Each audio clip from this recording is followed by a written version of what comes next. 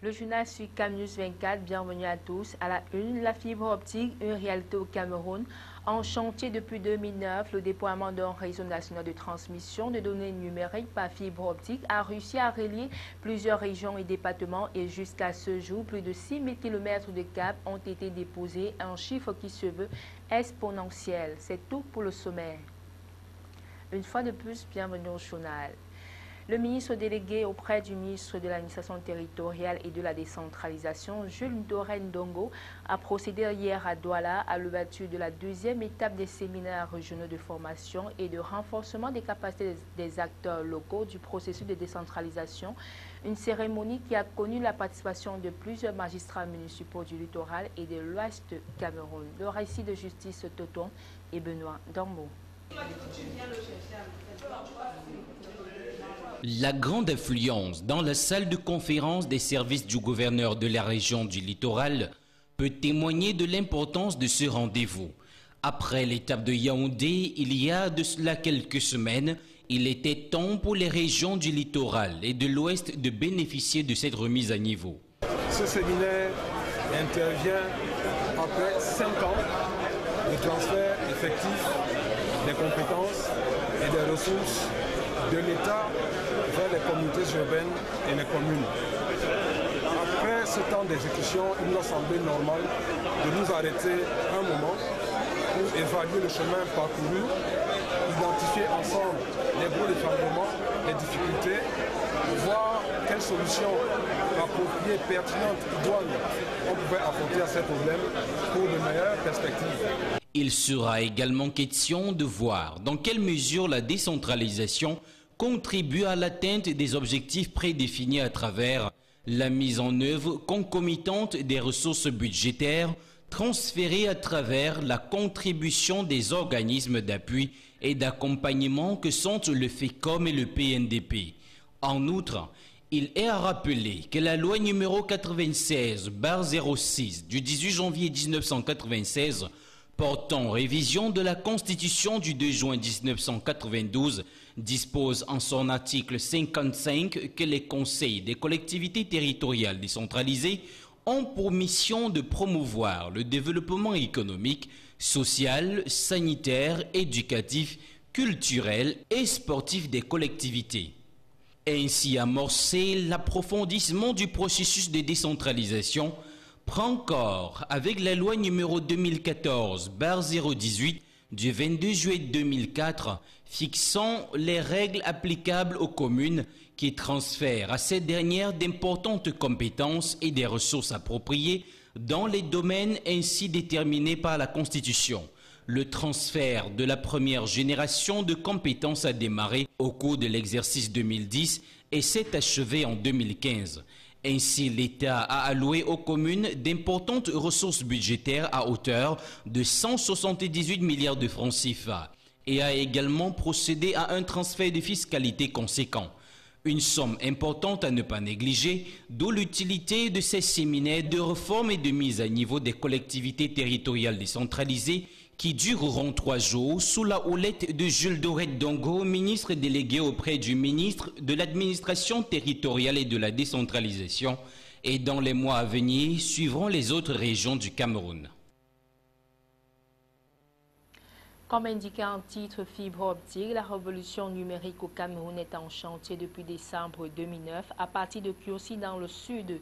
Le projet de déploiement d'un réseau national de transmission par fibre optique a réussi aujourd'hui à relier les 10 régions du pays, plus de 40 départements et plusieurs arrondissements. À ce jour, plus de 6 000 km de câbles ont été déposés, un chiffre qui se veut exponentiel. Plus de précisions avec Sonia Mafossim.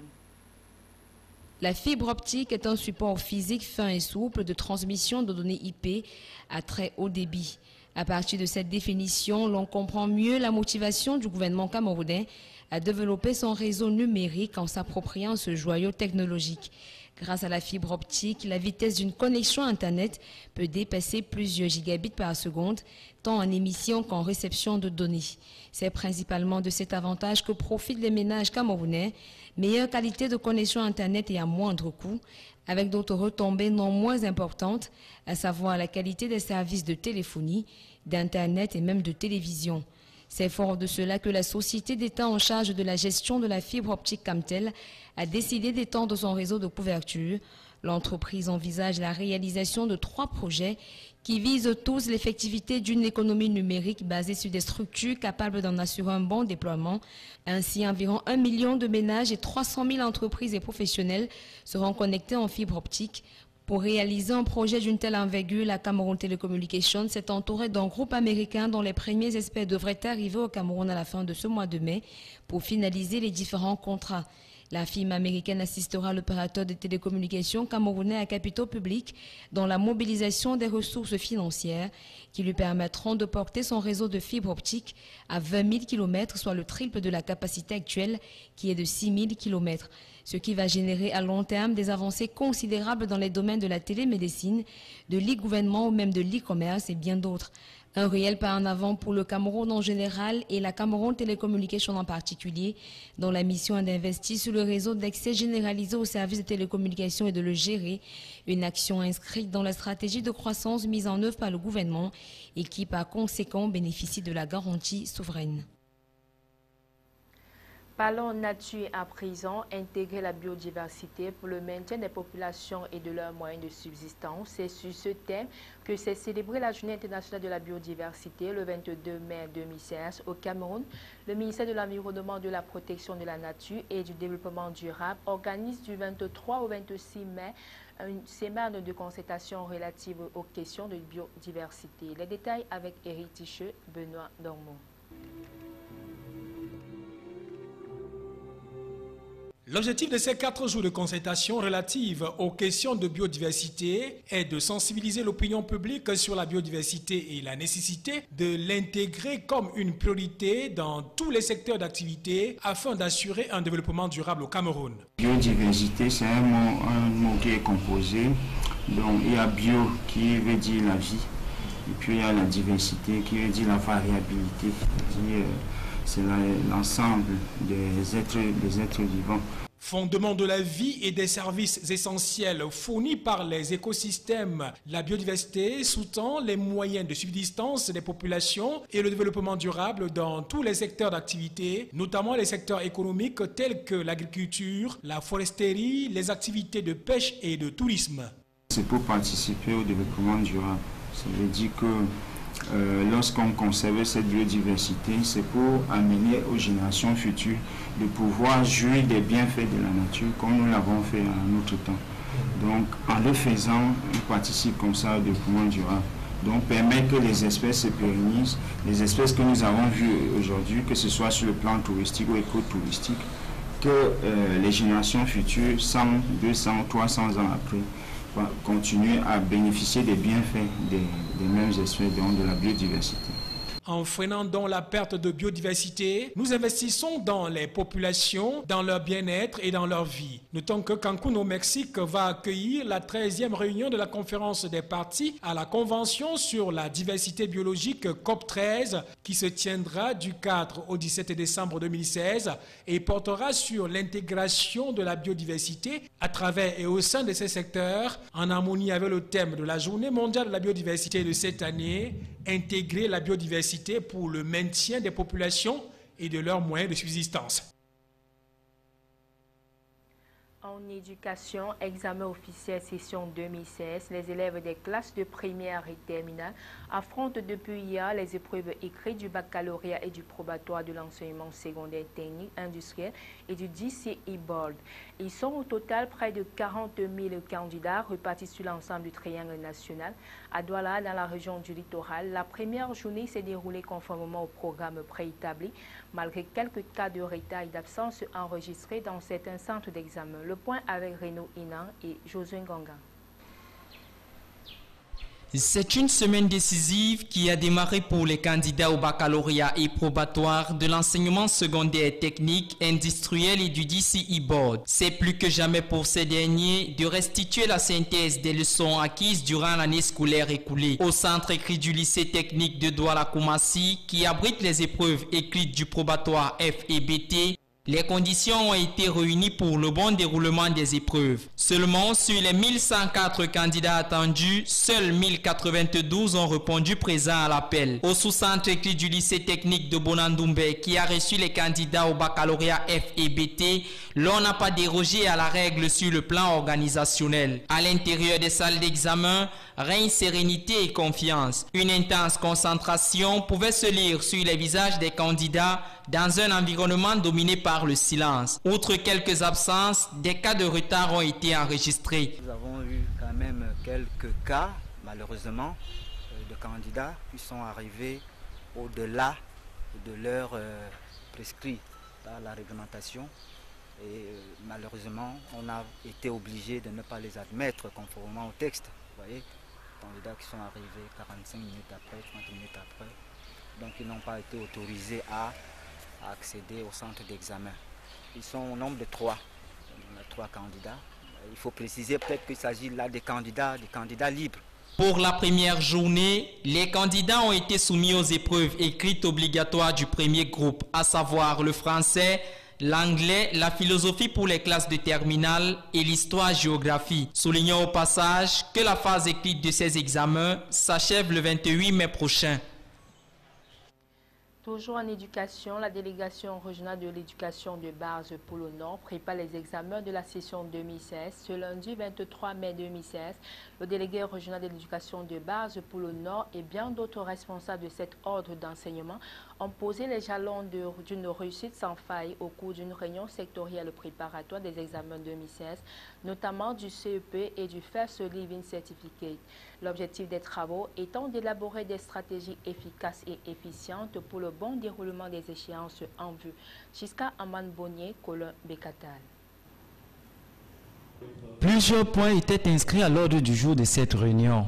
Il était particulièrement question d'apporter des réajustements au regard des difficultés rencontrées lors des échéances de la session dernière et d'évaluer l'état d'avancement de la préparation dans chaque délégation départementale de l'éducation de base de celle en vue. Ont également été examinées les questions relatives à une saine préparation et la bonne organisation des examens et concours de la session 2016 sur les plans pédagogiques, matériels et financiers. Sur ce volet, Fidèle Tenny, secrétaire général des services du gouverneur, a recommandé aux responsables régionaux et départementaux de tout faire pour dégager tous les goulots d'étranglement susceptibles de perturber le bon déroulement des examens. Il a tenu à ce qu'on lui fasse un éclairage sur la couverture des programmes scolaires, la transmission et la sécurisation des fonds des examens, l'élaboration des listes des candidats et leur identification claire, la préparation des budgets prévisionnels des examens, le convoyage et la sécurisation des épreuves, etc.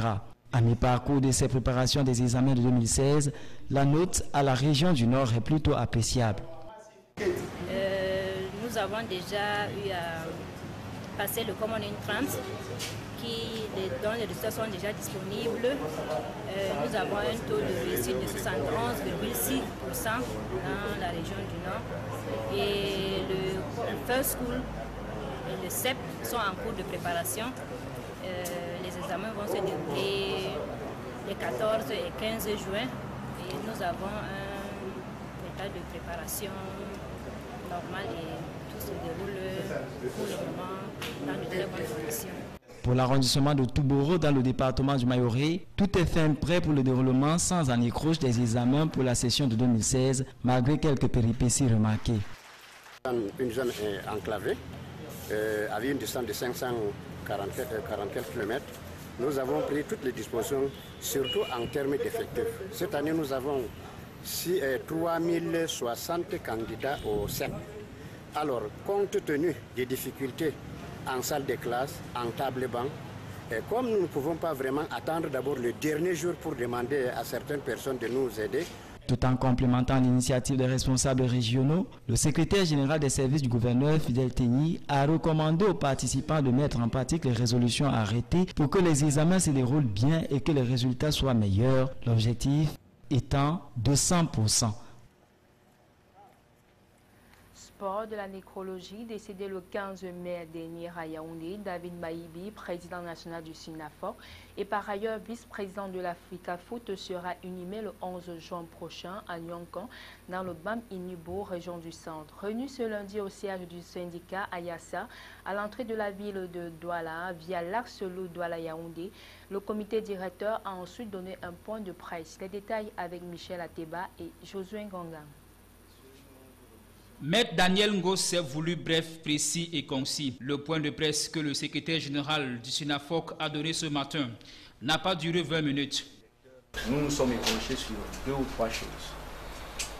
La première, c'est que nous voulions accuser le coup. Vous savez, depuis le décès du président, nous n'étions pas encore retrouvés pour mutuellement nous consoler et nous passer les condoléances. Donc la première chose était de nous retrouver ensemble, d'accuser le coup. La deuxième chose était de nous interroger sur comment est-ce que nous allons organiser les obsèques de notre président.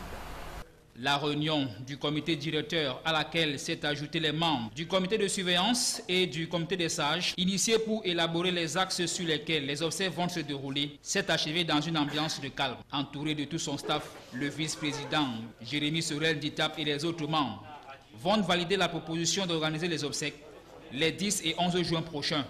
Nous allons nous déporter auprès de la famille pour échanger avec elle sur les modalités précises de l'organisation des obsèques. Je crois que les uns et les autres, à ce moment-là, nous vous donnerons de manière précise la période et les articulations. Ici au domicile du défunt, la douleur, la consternation et l'émoi continuent ici de sillonner la demeure 6 au quartier Bonapriso, au devant du domicile du défunt. C'est le calme plat. Parents, amis et connaissances, tous viennent se recueillir. La page étrangère avec l'AFP. Le gouvernement emploie les grands moyens. Le site pétrolier de Fos-sur-Mer a été débloqué mardi matin par les forces de l'ordre. Plusieurs centaines de militants CGT bloquaient depuis dimanche le plus important dépôt pétrolier de France, entraînant des risques de pénurie de carburant. D'autres sites seront libérés, a promis Manuel Valls, qui a par ailleurs réaffirmé qu'il n'y aurait pas de retrait de la loi travail.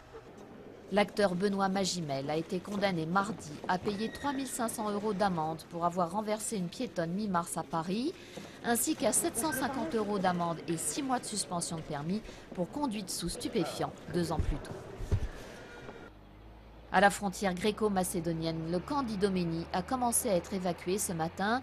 Près de 8 500 migrants vivent dans ce camp de fortune. Ils doivent être relogés dans des centres d'accueil mieux adaptés. Le vibrant plaidoyer en faveur de la démocratie de Barack Obama.